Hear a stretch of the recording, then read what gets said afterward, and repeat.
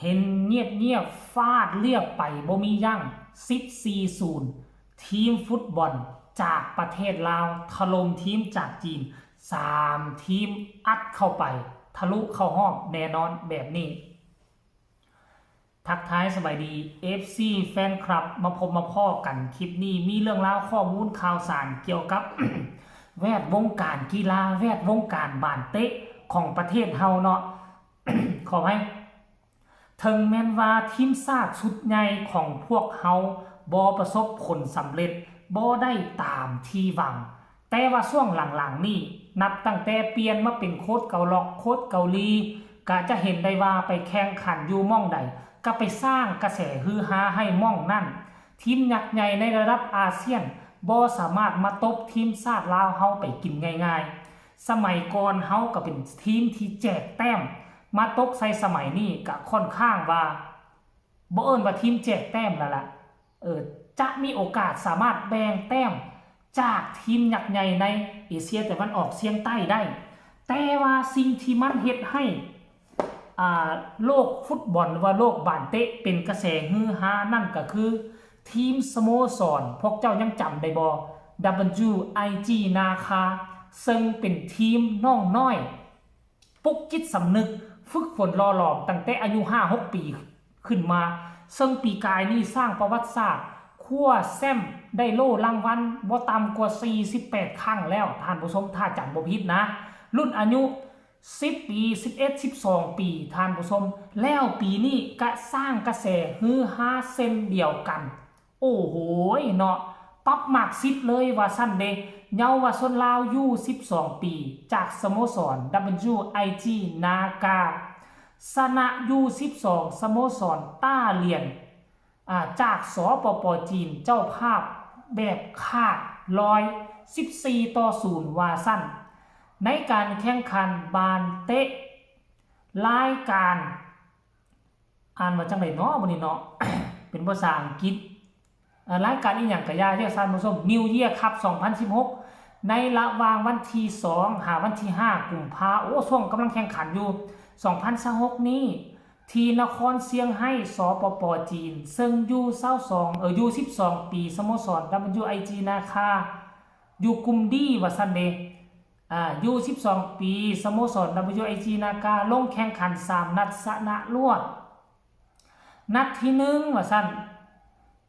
WIG นากาอยู่12เอาชนะอันนี้มันหยังนี่ติ้งตางเนาะติ้งตางจูเนียร์อยู่12 ปี50แล้วก็นัดที่2 WIG นากาอยู่12เอาชนะซูโจ2-0ว่าซั่นนัดสุดท้ายนั่นก็คือนัดที่3 WIG นากาอยู่12เอาชนะต้าเหรียญป้าหงเหยา14-0ป้าโถกติกาในการแข่งขันแม่นนักเตะมี8คนตั้งละ25นาทีครึ่งละ25นาทีท่านผู้ชมรวมเป็น50เนาะเปลี่ยนตัวได้3เทื่อทั้งหมด5คนโอ้โหท่านผู้ชม เว้าตามชื่อว่าคันว่านักเตะจากทีม WIG นาคาปัจจุบันนี่ฟาดเรียบนะบ่ต้องเว้าเรื่องระดับเอเชียนะคือเขาไปกินมาแล้วอยู่ทั้งยุโรปได้ยินว่าสเปนก็เคยเจอมาแล้วสเปนและอีกทีมนึงซื้อทีมมาจังได๋ทีมดังๆจากยุโรปนะตบมาหมดแล้วไดเคยเข้าไปชิงชนะเลิศแล้วแม่นบ่อยู่22 ปีนี่นะอยู่12 ปีนี่นะบ่ต้องเว้าว่าเรื่องอาเซียนเฮาเคยไปเจออยู่ทั้งประเทศเพื่อนบ้านทั้งประเทศไทยก็เคยจัดกันแข่งขันอยู่ทั้งเชียงใหม่ตลอดซัดกันเลยนะคือยังบ่ทันมีทีมใดอยู่ในละแวกเอเชียเฮานี่ขนาดเกาหลีญี่ปุ่นทีมเรานี่ก็ตกมาหมดแล้วก็มีการยืมโตจนเฮ็ดให้ทีมยักษ์ใหญ่จากสปป.จีนน่ะยืมโตเอานักเตะอยู่ในสโมสร WIG นาคานี่แหละถ้าจำบ่ผิดคือชื่อหยังเนาะ วิลาศักดิ์วิไลกุลอีหยังจักอย่างเลยน่าจะเป็นคนนี้เห็นบ่นี่โตน้อยๆ แต่ว่ายิงถล่มทลาย จีนยืมโตไปตอนนั้นสโมสรจีนยืมโตไปก็ไปยิงซวยสโมสรนั้นถล่มทลายและก็สัญญาว่าจะมายืมโตอีกว่าซั่นดิโอ้โหท่านผู้ชมพันยีลิทโทบ่นี่พันยีอีลิสครับโอ้พันยีอีลิสครับท่านผู้ชม FC แฟนคลับหลังจากเนาะมีกระแสฮือฮาเพจต่างๆอยู่ในสปปลาวก็เอามาโพสต์ลงต่างๆนานาแสดงความสมเชยแล้วกะทั้งคนลาวทั้งคนไทยเข้ามาแสดงความยินดีเนาะคอมเมนต์นี้บอกว่าสมเชยอย่างสุดใจเก่งหลายว่าซั่นคือคักแท้ว่าซั่นผู้นี้ว่าจีนบ่มีชาติว่าซั่นเด้เก่งหลายลูกหลานลาวเฮา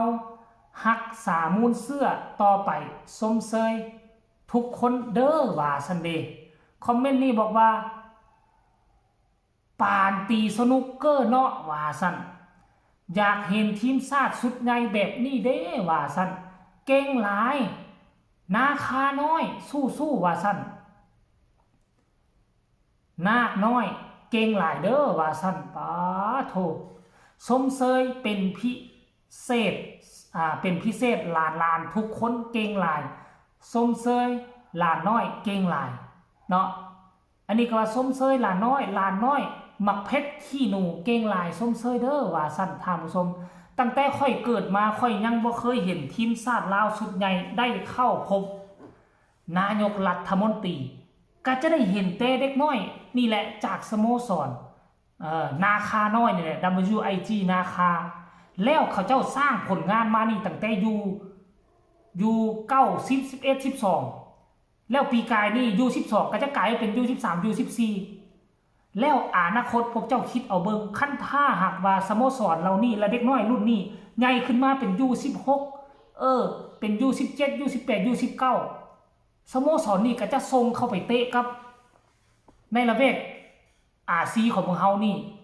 ผลงานตอนยังน้อยยังได้ซ้ำนี่แล้วเป็นทีมสุดใหญ่ก็เป็นกลุ่มเดียวกันมาวัดกันเบิ่งว่าทีมชาติ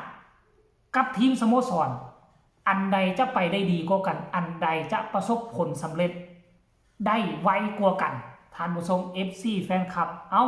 ก็ฝากคลิปนี้เอาไว้คลิปหนึ่งเป็นเรื่องเล่าดีๆเกี่ยวกับความหวังของชาติที่พวกเขาพากันตั้งตารอคอยตลอดหลาย10 ปีที่เขาเกิดมากาบอได้ชื่นชมจักบาทมาบัดนี้ WIG นะคะสร้างกระแสความฮือฮาให้กับบานเตะสปปลาวของเราให้ทุกคนกดไลค์กดแชร์กดติดตามที่สำคัญอย่ากดข้ามโฆษณามีคำคิดคำเห็นส่งข่าวมาได้ทางใต้คอมเมนต์พอกันใหม่ในคลิปหน้าสบายดี